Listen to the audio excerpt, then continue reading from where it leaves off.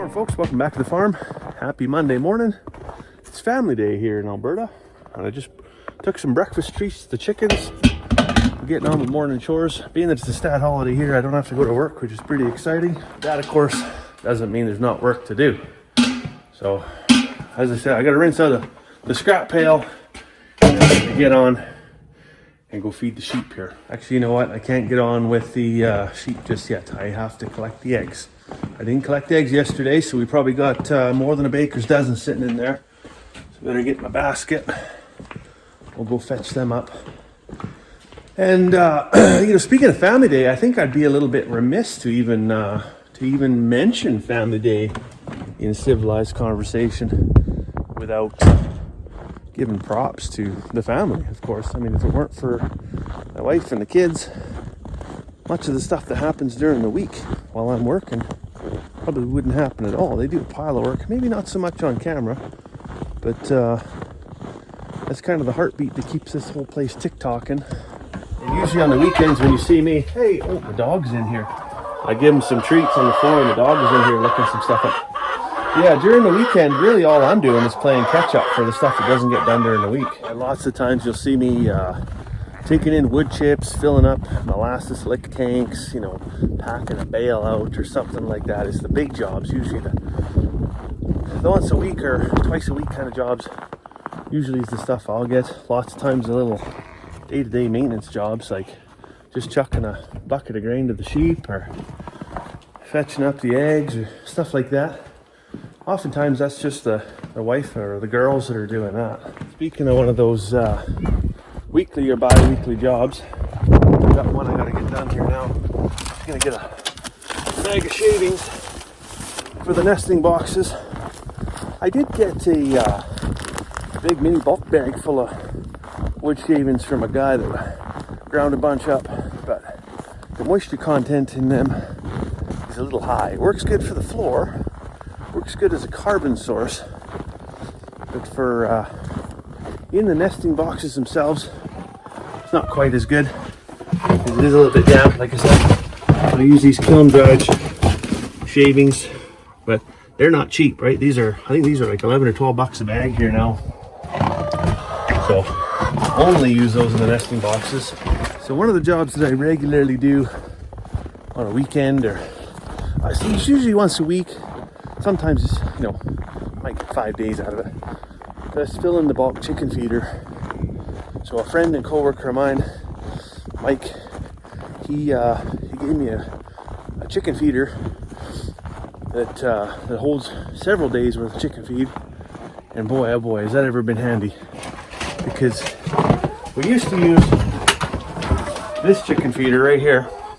And you see the ring I put on it to stop him from wasting the feed. And I'd get a couple of days out of that. But it was still a very frequent input. But on a weekend when maybe you got an hour, of course you don't need an hour, you really only need a couple minutes. I can fill up that behemoth right there. And that's usually good for a week. And boy, I tell you, that's been a godsend. You can do this on a Saturday afternoon, Sunday morning, or in this case, a Monday morning. And then you're good all week. So it might seem like a pretty trivial thing, but packing a big heavy bucket of grain is not something that I really want my wife to do or the kids to do all the time. And of course, we live on a hillside, so big grain sheds up there by the shop.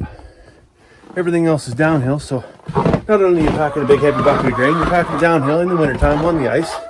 There's a certain element of danger about it that I'm more inclined to take on myself and not ask anybody else to do. Danger is maybe a strong word. Risk, for sure there's risk.